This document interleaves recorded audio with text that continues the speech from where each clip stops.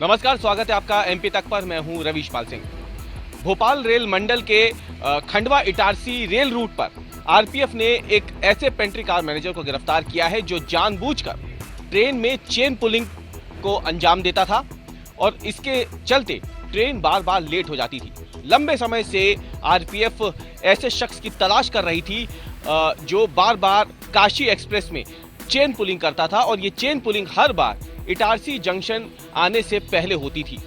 खंडवा से इटारसी के बीच में ये चेन पुलिंग जब होती थी तो लंबे समय से इसकी तफ्तीश चल रही थी और जब बार बार ये चेन पुलिंग की घटनाएं होती रही तो आखिरकार गुप्त रूप से 15 अप्रैल को आरपीएफ ने एक अभियान चलाया। इस दौरान जो बानापुरा चेक पोस्ट पड़ता है आरपीएफ का, वहां से एक टीम ट्रेन में सवार होती है और गुप्त रूप से पूरी ट्रेन में सघन रूप से ये तलाशी करती है कि आखिरकार बार बार ट्रेन की चेन पुलिंग कर कौन रहा है। इसी दौरान एक पेंट्री कार मैनेजर जो है उसे आरपीएफ द्वारा रंगे हाथों पकड़ लिया जाता है। जब उससे इसकी वजह पूछी जाती है तो वो बताता है कि क्योंकि वो पेंट्री कार में है और यदि ट्रेन समय से इटारसी पहुंच जाएगी तो फिर ट्रेन में लोगों को पेंट्री कार से खाना लेने की जरूरत नहीं पड़ेगी, इसीलिए बार बार वो चेन पुलिंग करता था जिसके जरिए ट्रेन जो है वो लेट हो जाती थी इटारसी पहुंचने में। और ऐसे में ट्रेन जब देर से पहुंचती थी तो ट्रेन में सवार यात्री अगर उन्हें भूख लगती थी तो वो पेंट्री कार से ही खाना ऑर्डर कर देते थे। इसके चलते वो बार बार चेन पुलिंग की इस घटना को अंजाम देता था। लेकिन जब ये लगातार इस तरीके से चेन पुलिंग बढ़ती गई, क्योंकि 11 अप्रैल को भी ऐसी चेन पुलिंग हुई थी इसी ट्रेन में, तो फिर